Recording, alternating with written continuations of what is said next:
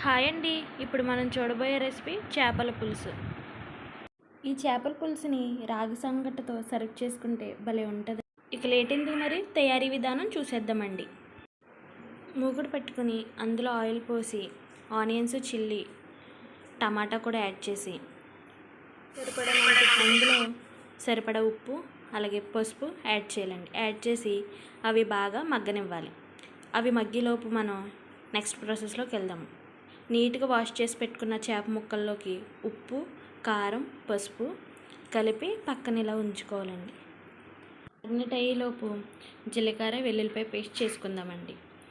ఇందాక మనం మగ్గించుకున్న ఆనియన్స్ని మెత్తగా పేస్ట్ చేసుకుని అదే మూగట్లో ఇంకా కొంచెం ఆయిల్ పోసుకొని అవి ఒకసారి యాగనిచ్చి అప్పుడు అందులో ఇందాక మ్యాగ్నేట్ చేసి పెట్టుకున్న ఫిష్ ముక్కల్ని యాడ్ చేయాలి.